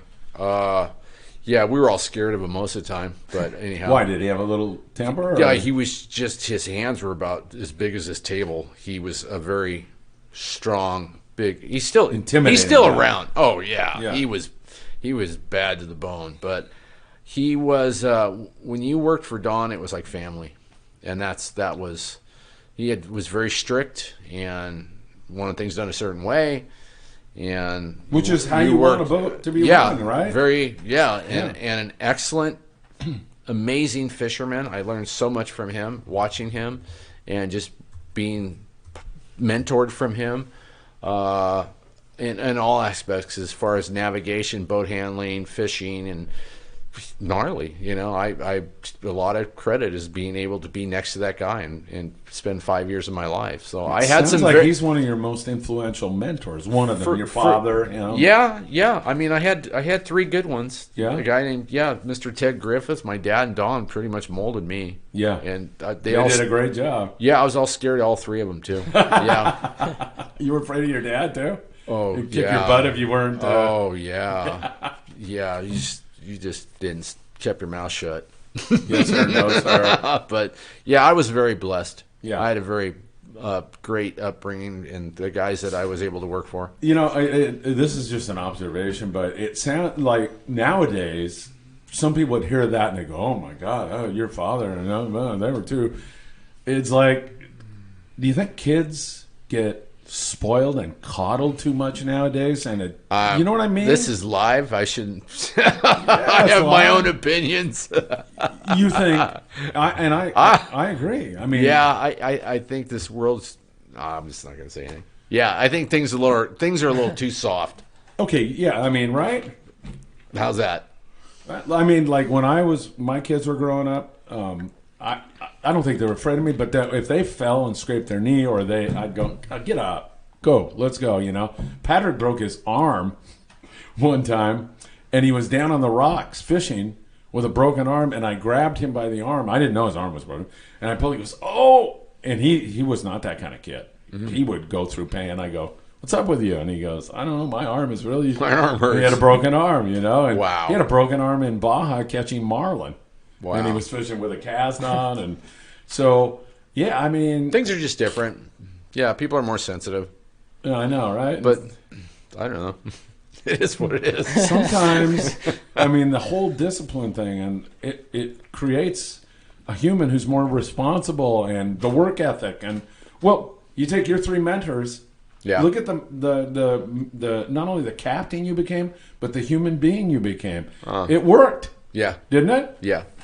We don't have to. No, we had some. We've molded some good captains. And I'm going to throw Brian in on this, my ex partner. But it was, Kiyahara Patella Maritime was no easy course, and we got some good kids out of that. Taro on the Liberty, and Cameron. He's over there on the Vagabond a lot, and Ray, and there's a couple others that were just they made it. And we molded them. So, see. Yeah, we got a couple questions coming in. The first one from Jeff. He's asking, "What's the best time of year to focus on calico bass?" I'll be totally honest with this. I am not the local calico bass guru, but it sure seemed like late June, early July is when it started getting good this year. And the weird thing about it is our coast went cold towards the end of July. There's catching a few calicos now. I know the new Seaforth is, it's November, but they basically been fishing offshore, so it's all back to the terrapin, the water conditions, and all that. That's what it comes down to. I think you're absolutely right. It's June, July when they start to spawn. Yeah. They get that real almost orange look to them. Yep. And then SoCal Fishing Buddies is asking, he's actually headed out to Nicholas Islands. What is the best way to hook up on some lingcod and sheephead? I'm not a sheephead professional either. Dropper loops, any type of bottom fish. I know some guys like fishing sliding sinker rigs with it for the lingcod and that kind of thing. If I'm fishing the bottom, I'm fishing a dropper loop, and maybe just because I don't know any better. Yeah, that's kind of how I do it. Yeah, dropper loops are good. And for the lingcod, I know they look kind of like mackerel and stuff, so maybe that's something I would use. Bigger bait. Yeah, a little, bigger bait. I was fishing because I got a sheep's head this year that was 22 pounds, and I was just fishing a sliding egg sinker. That's a big one. That was a nice one. Yeah. And, yeah, I got lucky, and just you're in the shallows there. However, Wayne from CCA would kill me if I don't mention that we as sport fishermen have reached our quota on sheep's head. So Someone actually asked about this. we got to be earlier. very careful So they- because if it'd be better to catch and release, because if we continue to go over the quota, there'll be repercussions next year. So there's not much time left in this year. If we kind of lay low on the sheep's head, catch and release, it will be better for next year. And for by sure. repercussions, you mean something similar to what happened to our Reds, where they went from 10 to 5. Yeah, that some can kind of potentially limit- some that can kind of- potentially happen with the sheep's or a head. closure to Right. if it really got bad, there's no more sheep's head, Right. which means you can't fish where the sheep's head live, and that means you're not going to catch lings and blah blah blah blah Right. blah. But so we got Dropper loop, yeah. dropper loop. Listen to the crew. Exactly. Yeah. Exactly. Listen That's to the the crew. crew. Back to basics. Another question over there. Okay, good questions from our folks, right? Yeah. Absolutely. All right, so on the American Angler, can you recall a day? Let's just start with a day, a special day. Can you? There's probably too many to remember. Am I Yeah. right? I'll talk about one. It was we were down there fishing the beach. We were on a long trip, 14 or 16 day, I forget which. I think it was a 16 day because we ended up going. I remember we went into the Cape and some guys flew home, and we were fishing the Jaime Bank, which is a bank just outside Cabo. Right. And we'd been fishing. We had that squid around. And when I talk about squid, it's the bigger squid. Yeah. Not the giant Humboldts, but they're, I don't know, 12 to 14 inches long. Yeah. And were you making that as bait? Yeah. Yeah. so Same thing. Turn the lights on. yeah, turn the lights on, we'd snag them with the squid catchers. Yeah. Good jigs. It was horrible slow. The one day it was I don't know how many bites we had, 3 or 4. It was miserable. Yeah. It got dark. We had dinner. The squid was, wow, it was easy. We baited up. We filled up a couple tanks. More than you wanted. We had a bunch of fresh dead, and we just left the lights on. They came in and woke me up at, I want to say about 2:30 in the morning, and the deckhand had hooked one. Keith hooked one. Said he's got one on right now. 100 pound fish. Still squid floating around the boat, or The evidence lights of it were around? on. I didn't notice the squid. What I noticed is when I come walking out of the wheelhouse, I noticed the sonar that these tuna were all the way around us. I was like, oh, look at this. Looky here. So we immediately went down, woke everybody up because that was the drill. And it was just as fast as you can get a bait on the water, you had a bite. Wow. But the amazing part about it is that fish, like 3 or 3:30 in the morning, in the midst of all that, you could see him darting underneath the lights. Oh my god! Yeah, how cool is that? Fish. I think we had one fish that was 300, but there was a lot of heavy twos. It was good. You could see him swimming under the lights, but there was a moment, Phil, when it was a complete, absolute foamer, 360 degrees around the boat. Oh my god! On the squid. In the dark. Yeah, but they were on the perimeter of the lights. Yeah. And that was one of the coolest things I ever saw in my can life. only imagine. It was like it was a foamer all the way around the boat. Yellowfin, big yellowfin. You must have just. Did you have a chance to realize what a special moment was? Or were you too busy? Well, we were on the ropes. Yeah, because it was go time. Yeah, it was go time, and it was that one night that it was just wow. That is, and that we had, it was towards the end of the trip, and we at that time we filled the boat up. We went in the next day. We went into the Cape, and it was great. But it was just amazing to see that fish. Now, it wasn't so much that we were catching them; it was the visual. Yeah, for me, right. Like seeing them, just that having that one. Everything was just absolutely perfect. That school of fish got on us, and on the outer perimeter of the lights, and they acted the way they did. because I'm sure they were eating them underneath, but just to have because we all know what foamers are fishing locally here with these bluefin, but these were all big yellowfin foamer around in the I don't know, it was like 3:30 in the morning. It was just right after, and we just got bent rods. It was busy. Oh my god! Yeah, so that was one that really stands out. That sounds like it. Did that bite into the light, or how long? Yeah, when it got daylight, it was over. Yeah, it was one of those just dark things. Right, one of those dark phenomenons, and because during the day it was slow. Like I said, the day before, and during the day it was slow, and then nighttime it was just. And most of it was over 100 at least. Oh yeah, no, there was. Yeah, big 100s and a lot. I don't recall. I know we had one that was 300 pounds. Jeez, but there was a lot of 2s. Yeah, we're filling up. It was good. That sounds. Like it was really good. And you said you could see him dart under the lights. Yeah. Was there a guy that could watch his bait get eaten? Yes, in the beginning. So in the beginning, when there's no lines in the water, they're going to come up close to the hull. Yeah. But when you start hooking fish, that's when they start kind of sinking away from the boat. They're still biting, but they're not, they're biting across the room. They're not biting right there. So you've got 20-something guys bit, I'm guessing, right? Or 15 or 20? I think we had 18 guys or 20 guys or something. 12 fish going? Well, yeah, it 10 fish going? It was. How many crew members do you have? Oh, I had 7. Yeah. Yeah. So you guys are all busy, It was right? busy. Yeah, it was good fishing. We were getting them. That's awesome. We were getting them. But just to see that. Yeah.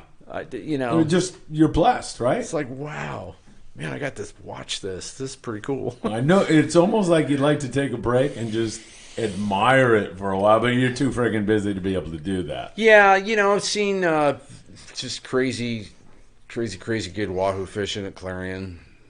On the ridge. Just being. But that night was really Hurricane Bang. I've seen good tuna fishing. Fill the boat up and.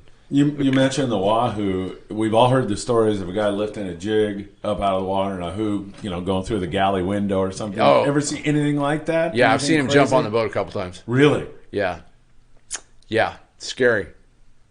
You remember an incident? Because why is it scary? Because their jaws are just going. We're on the 105. The wahoo jumped on the boat, and thank God it hit the bait tank. Because Johnny Grabowski's head was about 2 feet away. Wow. Oh, my God. Yeah. So, but hitting the side of the boat. Like, I called BS on that because I heard a story. This is back in the early 80s that one jumped through I don't even know. The Red Rooster. Like, there was one that jumped in the galley or what broke it. And I called BS on it my whole life. And then I saw that one jump on the 105. And you're thinking, they weren't kidding. These things jump out of the water. Yeah. So. It just jumped. I mean, no explanation. Yeah, I was chasing somebody's jig. Yeah. And it just, they'd hit the hull a lot, but actually cleared the cap rail. Jeez. On the boat. Wow. And I'm not even kidding you, Phil.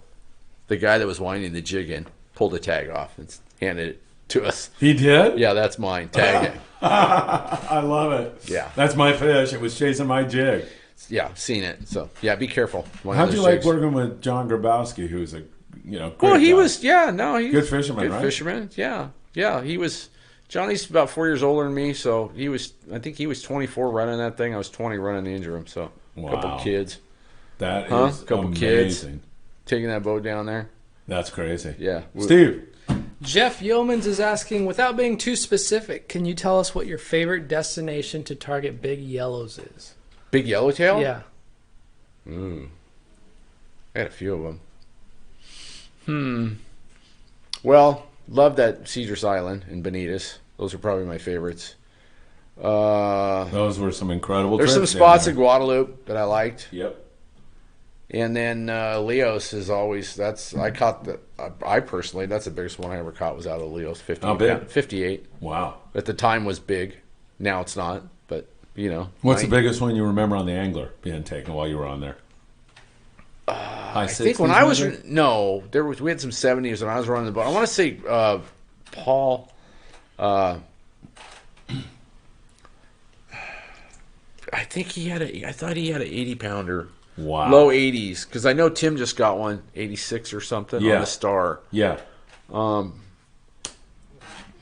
Yeah, but 58 pounds was a big one. That's a big back one, in man. the early 80s, yeah. Heck yeah. Because you remember the kind of gear we had. Right. 6.0s and monofilament. Right. Yeah, we got better gear now, Phil. It's a little better. I know. But, yeah, so those places. So Leos Rocks kicks out a lot of big ones, Guadalupe, and unfortunately we can't go fish at Cedros anymore on our long-range sport fishing boats, but that was a place where I'd say those outer places probably more bigger ones. But, you know. And I know Jeff, and Cortez Bank, you know, I mean, that's another pretty fun place to yo-yo the iron and catch some big ones. I know Jeff does that on the Amigo quite a bit. Oh, okay. So I'm sure that's in his wheelhouse also. But yeah, the Loop, there used to be some big yellows there. Yeah. And Cedros, like you said, that whole bite was incredible. Yeah. Really, really incredible. So, anything else about the American angler? Any other particular bite? I love that yellowfin story you told. I love that was the like the Wahoo best most. one. Yeah, yeah. That's the one that stands out. And who else did you work with on the Qualifier 105? You mentioned Grabowski. Was Klein ever? Oh, I'm Schmidt? sorry. Did you Yeah, work with Schmidt? I did a stint with. Worked for Don Sansom in the beginning, then came back. There was a little where I didn't have a boat, and I went back on the Qualifier for a couple years when John Klein did own it. So, yeah, for a couple years. That was right before we bought the Pacific Queen. Okay, and So it was mid-'90s. so let's go to the Queen and talk about that just for a little bit. Man, you Our guys, timing was impeccable. oh my God, right? Yeah. It was Now, good so timing. did you guys get the boat from Eddie McEwen? Yes. You did, right? Yeah. Yeah, it was I kind of laugh about it. Brian and I, we had to come up with some money for a down payment, and technically we bought the boat from Bill and Frank. Yeah. 'Cause they bought the boat from Eddie. They were the bank. And hats off to Frank and Bill, because we wouldn't have the fleet we have nowadays if it wasn't for them sticking their friggin' necks out for us young guys. Yeah. But anyhow, I remember, we were like boat owner broke, man. We were emptying our piggy banks and everything to put the down payment down on that boat. And I remember, oh my goodness, we were running with light loads, spring fishing, and Brian and I, we weren't even paying ourselves. Oh my God! I mean, I hope I make enough. We make enough galley money so we can Feed our pay families. the rent. Yeah. My Little things like that. My wife was pregnant at the time. My daughter was coming. I was freaking out, man. Yeah. And anyhow, that albacore showed up, and it was just the beginning of just a hoorah cycle that lasted for a long time. Yeah. How long? Well, we had the boat till 2002, from 97 to 2002, and then we just segued right into the American Angler and had that. And Brian still has it. I just got out of the boat in 2018. So. And you just decided to get out. You'd had enough, or time to move on. Time to move on, do something Yeah. new. And that's what took you to the 6-pack now. Yeah, Yeah. kind of. Yeah. So that's kind of where we're at. New challenge. That sounds good. Yeah. I had a question. Out of all the sport boats that you've worked on, what has been the most comfortable to be on? Oh, What would you recommend? I would say that 105 probably rode the best. Really? Yeah, hands down. Okay. So that would be out of all the boats, that's the one you would recommend for guys to jump on. Is that and try. because it was so beamy and low to the water? I know they nailed it. Yeah, they did. I love that. They just though. nailed it. You know, it has to do. It's all stability. It's all weight ratio. How high? That boat was. Because I remember we just drift for dinner and fishing albacore. I remember those albacore nights. Because you can't anchor, so we would drift. We never Put a like it was sea never anchor a out. big deal. Yeah. It's like, wow, it's really windy outside, and she just had a slow roll to it, And I mean, nothing.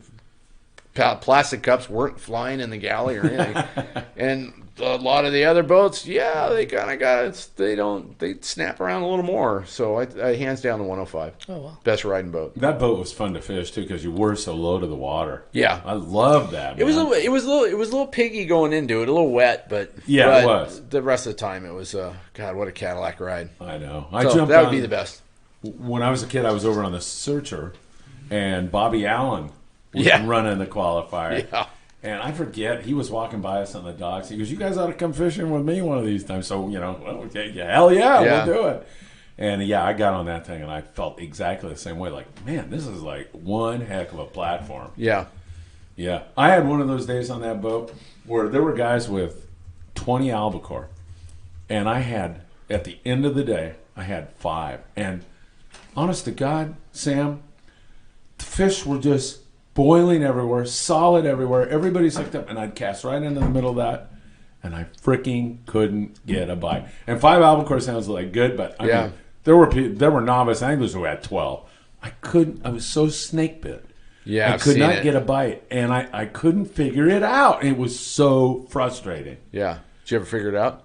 No. Not. I think it was my deodorant, but I'm not positive. Sometimes you just have days like that. God, have you ever had a day like that? Oh, yeah. You're doing everything right, and it's just like it's like what the F? Yeah. I can't figure it out. Yeah. It was brutal, man. Yeah. I just could not get a bite. So I ended up with 5, and we had several hundred fish on the boat. It was just an awesome day. Good fishing. Yeah. What do you tell a guy that's in that being snake bit? Change, try something new. Yeah, you got to mix it up. You got to change. What if there's something not working? You have to change it and ask questions.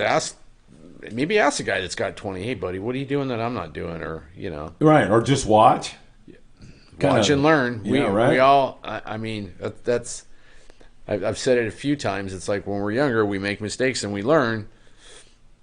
Learning is failure, and if you can't get a bite, you're failing at it. You're doing something wrong. So here's your learning lesson. So, there's pay attention. Ask the crew. What's the best way to be back to the up? basics? Back to the basics. And that's in life in general, right? Yeah. When I went to China 3 years ago, I was really big. And I looked at these Chinese people, and I go, man, they are so skinny. And so I'm going to watch and see what they do. And so they're walking like constantly. Yeah. Sometimes you eat vegetables for breakfast. Yeah. And I go, I'm going to do that. And it worked. Yeah. Because you just you watch look great. Yeah. and you can figure that out. Yeah. Sometimes it's very important. Yeah. You learn a lot. For sure. Anything else, Steve? No. Are we winding down? Is it time for are we talking about December 18th now or not? Yeah, we can announce that. We can kind of just give, and then we'll have more specifics on our social media. But December 18th, we are going to do a surf fishing clinic. It's going to be kind of a meet and greet. We're going to get some guys to come down, and we want to invite all of you to join us. We're going to name the location later, or are we going to say Dockweiler Beach? I think we have a pretty good idea of where we're going to have it. It's going to be up towards the Dockweiler area in Santa Monica Bay. It's going to be on the 18th, as you mentioned. 6:30 in the morning. 6:30 in the morning. For a couple hours, right? Yeah, maybe 9. Just anyone who wants to come out and join us. We're going to be surf fishing. It'll be a fun event. Yeah, and we'll have more details on that as the weeks unfold. Anything else there? Did I see another question up there? No, I think we're good. All right, I'm sorry about that. All right, so are we doing the Friedman Adventures tackle grab right now? Yeah, we can do that. All right, and Sam is going to do it? Yeah. He's going to show you how to do this, Sam. And then we can get you out of here, man. Excellent. Oh, don't say that. No, right. Of course. You're right, Phil. Bummer. Yeah. Bummer. Oh, man, I want to stay another 2 hours. I do. That's sorry. the That's the right answer. way to say it. So we do a tackle grab. There's people that are Patreon members. They pay $5 a month to be a member, and then every week we give something away. So all right. What do we have tonight? Yeah, what are we giving away? So we're going to be doing a $25 gift card to Big Fish Bait and Tackle. We got a couple jigs here, some Diowood jigs, and as well as some Shimano jigs. Great for yellowtail fishing when spring comes around. So it's going to be excellent for anyone who plans on doing any fishing this year or this coming season. They're going to have plenty of gear to go out and catch some fish with. Excellent. Let's do it. All right. Sam, if you could just hit that blue button, and then when the wheel stops spinning, let us know who the winner is. All right, the wheel is spinning. I can see it. Sam's got to I put need his my glasses glasses for this one. on. You want me to look at it? I got it. All right. Sam's going to announce that I see that it's lit up. And the winner is Scott Butchert? Scott Buchert. Buchert. Boy, he's won a couple times, hasn't he? Yeah. All right. He wins Oh, again. my goodness. Yeah, what do we take him That out is of a fancy little spinny iPad like that? thing. Yeah, it's pretty cool.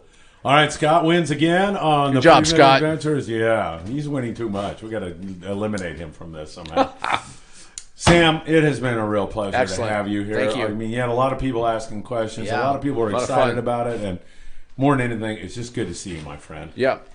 Thank you for making time Yep. for us. Excellent. You're going to head over and run the tugboats now? I'm going to sleep for a couple hours anyways. What yeah. time's your shift start? Like 3 in the morning. 3 in the morning. Yeah. All right. It's like fishing. Anything else, Steve? I think that's it. All right, everybody. Oh, and hey, one more thing. January the 6th, I'll be down in northern Baja, Ensenada, Tijuana, Rosarito. That day is called Dia de Reyes, or in English, it's the Epiphany, when the three kings show up to the baby Jesus. And that's a big gift-giving day in Mexico. Anyway, we're going to be down there, and we're going to be bringing wintertime clothing and some other stuff to the fishermen down there. So anybody out there who wants to help out, I would love to talk to you. You can reach me. I'll give you my email address. It's walkwithphil@gmail.com. And then next week, we're going to start accepting wintertime clothing from you so we can take care of some of the fishermen down there that are not as lucky as you and I. So we'll have more on that soon. Once again, follow us on Facebook, Friedman Adventures, Instagram. And for Sam, yours truly, Steve-O, and Alex the intern, thanks for joining us. We'll see you next Tuesday with another live show. Tucker McCombs next week. Happy Thanksgiving, everyone. Oh, my God. Thank you, Steve. Have a wonderful Thanksgiving. We'll see you soon.